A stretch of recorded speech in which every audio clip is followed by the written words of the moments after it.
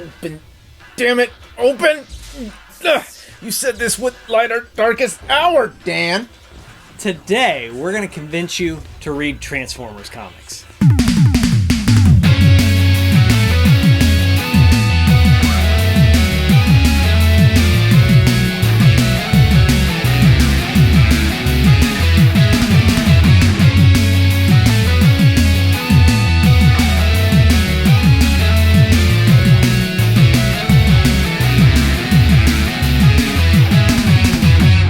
We are going to convince you to read comic books about robots. It's another Transformers thing, isn't it? No shit. I like Transformers, but I don't like to read. All right. Look, So we let you have your Mo anime and the cosplay episode. You have 2 out of our 40. I'm going to start transforming again. Okay, so I have mentioned before about how these comic books, the Transformers comic books that are out now from IDW Publishing, are so much better than comic books about transforming robots based on toys from the 80s have any right to be. Let's rewind a little bit. During the 80s, you had the Transformers TV show. Destroy the evil forces of the Decepticons, the Transformers. And you had the comics, and people Comics- liked one or the other. Comics had nothing to do with the TV show because it was kind of their own thing. The guys that wrote the comic books had no idea what the TV show was going to be about. All they were given were a bunch of toys. TV show, same thing. In addition to the American comic book run, they also had a British comic book run. But because the British books came out more often, they had their own author. Marvel UK had their own authors create Artist. stories that they would just slide in between stories of the U.S. Marvel issues. To keep it in continuity with the Marvel comic book. When Simon Furman comes in, it's really just characters are getting blown up, nobly On sacrificing covers. themselves. In the early aughts, Dreamwave is a company, founded by Pat Lee. Tell me how you feel about It's that. No. Pat Lee was notorious for not taking credit for a lot of the art that somebody else did, calling them a background artist when they were really laying out everything, not paying people because the studio went bankrupt. But the one thing he did was bring Simon Furman into the Armada series. Right. So Simon Furman is back writing Transformers. So Dreamwave goes under because of these problems. And then IDW picks it up. And so all of this history is to say that this IDW Transformers universe is a brand new Transformers continuity.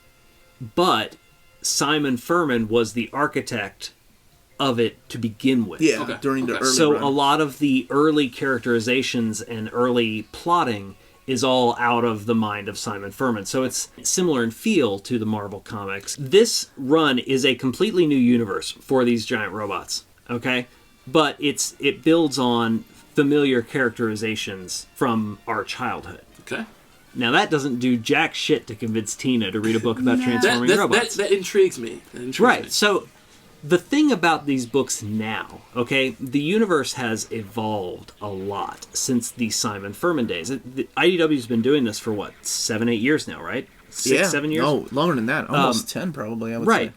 And they've had a very long time to build this universe. And in addition to just telling stories about transforming robots, they have really taken advantage of the idea that these are immortal robots, In the skies. right? And that they have been fighting a war for 4 million years or longer. But there was time before this war started, and what all could have happened back then. And it has really built out. You know, you talk about world building in different media. They have really done an incredible job of universe building here. In the last few years, what they have really done is not reset the universe, but they've brought a bunch of new creators in, bringing really new fresh takes, and then focusing on a lot of the characters who haven't gotten a lot of screen time so far. So what we're talking about now is Meddled them out. is what IDW calls their Phase 2. So this starts out more or less after the war between the Autobots and the Decepticons has ended. Okay. Okay, so we're in fresh ground here. all of the tensions still kind of remain, but the actual war is over. It's not just, let's tell stories in the context of these two armies fighting each other for no good reason other than these guys are the good guys and these guys are the bad guys. One of the main architects of this new universe is a guy named James Roberts, who has been writing Transformers fanfic for 20 years. So he started writing a book called More Than Meets the Eye, which is about Rodimus, Hot Rod, taking a bunch of lesser-known characters, mostly from the later years of G1, like the Headmaster characters and those guys, and them just basically going off to have hijinks in space. In another title, Robots in Disguise, Bumblebee is the leader of Cybertron. He is trying to hold Cybertron together when you've got all these Decepticons and Autobots who have been at war for 4 million years and who have been told that they're not supposed to fight each other anymore, right? They're not and it's live happily ever after. Well, you're looking for the inevitable betrayal. Because when you have a character like Starscream, right? It's like, yeah, I'll be good. Till you For disrupt now, coronation. But it's Starscream, and if you know anything about Starscream, you know he's got something up his sleeve. But there's things like that and that happen in the book that really, you're waiting for. That the payoff is awesome. That book, right? You've got Rodimus and Company in More Than Meets the Eye, which is hijinks in space, Like Firefly. and robots. and then you've got Robots in Disguise, which is almost a political book. I mean, it really is. It's all this different machinations of different characters. Some working behind the scenes, some just being duplicitous up front. You've got Autobots who are acting like Dick Cheney behind the scenes, pulling strings and pitting people against each other, and you've got Decepticons who are really trying to build something new and pure out of this piece, which is and so it's an entirely different book from More Than Meets the Eye. The great thing, though, about More Than Meets the Eye, which again is Rodimus and Company, Adventures in Space, is it is breaking new ground with the characterization of these robots. Okay. So, for instance, one of the things that this book has really approached head on as a not a big deal thing is the whole idea of gender with regard to these robots, right? Because during the books, they don't refer to themselves as he or she. I remember that was one of the things in the IDW that introduced was the it. Yeah. Like they would call each other it and things like that. So it's very interesting, especially when you have a character like RC or Windblade, and who are obviously so in female. RC in the comics has a very tortured origin story. Like It's she's dark. the result of experimentation by Decepticon scientists. The whole gender idea that's applied to her is treated almost as like an abomination, like it's just you are separate from and different from. But now they've introduced all these Cybertronian colonies, et cetera, that just lost touch with Cybertron, and there are plenty of female Cybertronians there.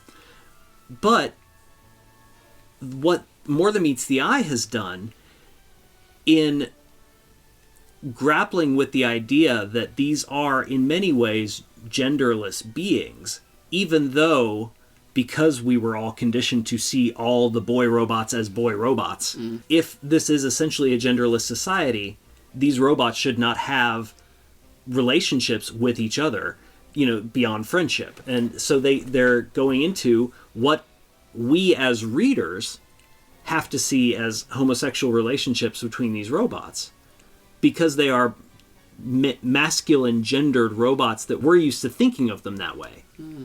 Even though in universe, oh come on, that's not how. Tracks.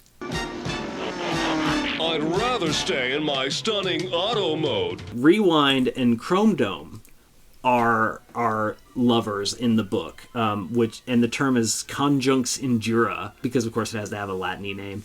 But it's really neat how they have taken these concepts and woven them into the characterization of these, and used it to tell interesting stories about people who love each other and what they're willing to do when you're wrapping in all these sci-fi concepts, like the fact that because they're robots, their memories can be overwritten, or or like, for instance, and here's where we get into the sci-fi hijinks, Rewind dies, and there's this long storyline of how Chrome Dome, who is a memory surgeon, like he can access and manipulate people's memories, has fallen in love many times in the past, and he gets so destroyed when something happens to the people he loves that he erases his own memories. And then you've got a Rewind coming in from another universe who's not the same guy.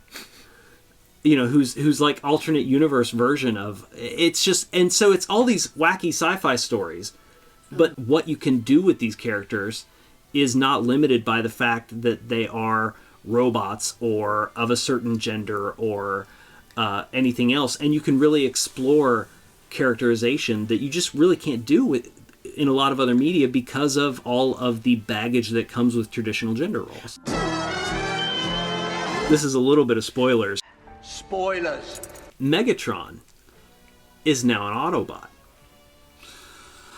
What? So, I mean, he has Captain America? and the reason they're able to do this, it goes back to that universe building that I was talking about before. They went back over the course of Phase 1 and developed this great backstory for how Megatron didn't start out as just a power-hungry, megalomaniacal general who wants to kill everybody for evil's sake. His origin, like, To me, that's exactly what he is. Well, right, that's what you get from everything else, but in the comic books, they kind of build on that. And you don't even really get that from his origin, like the Megatron origin miniseries. No. You get that as the books keep going. And it's just little hints here and there at first, and then it goes into it. But, you know, it started out with basically the way that the society was.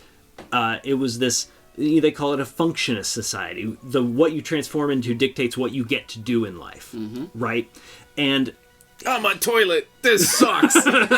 and you know, he was like, he's a mining vehicle, and so he becomes a miner, and he starts writing these essays about how we should not be basically, I mean, they pit him as a civil rights leader who goes astray once, like, the Decepticon movement is like a civil rights movement. He was almost pushed into the Decepticon movement by all the other Soundwave and Shockwave, like the other characters in the back going, you wear the symbol, but it's not, like, he was wearing a necklace. I do remember that part of the Decepticon symbol. Like, it wasn't embedded into their bodies, right? And they made that statement, like, you should own it. Like, it should be on you. And this is pretty cool. It really is. I mean, and it goes back to that universe building where he was kind of pulled into this movement that a lot of the original Decepticons were. Either they truly did believe in the goodness of his cause, or they saw it as a chance to advance their own ends. Phase 3 is just now starting with Optimus Prime. Yeah, so the book that was formerly Robots in Disguise, which is the kind of political story of what's going on Cybertron, is now Till All Are One. Yeah. Which is about Starscream, who's now leading Cybertron. And I should note, is written by Margaret Scott and drawn by Sarah Piter Durocher, who are the only all-female comic team on the Transformers books, which is pretty cool. And then you have the Optimus Prime book, which is Prime and RC and Jazz and some other characters on Earth that largely interfaces with other Hasbro properties, so like G.I. Joe and Mask and Ghostbusters and Ken and Barbie and so many of the other Hasbro properties from our childhood. That's all one universe now, which was the point of the crossover. Sure, yeah. So like Thundercracker is trying to write screenplays, and it's a great book. And John Barber's writing that, and then James Roberts is writing a book called Lost Light now, which is a continuation of the Rodimus and Company hijinks in space. Okay. So those are the 3 books out now, and then they have different one-off and one-shots that go. I would urge anybody who is at all interested in a great story about what happens after your war that never ends is to pick up this book and look past the transforming robot toys aspect of it to these are interesting and real characters with interesting and real stories. One could almost say they are more. Hey there! Like, subscribe, share. If you've got a friend who's looking for a new book to read, point him to this episode. Double Power Master, giant toy.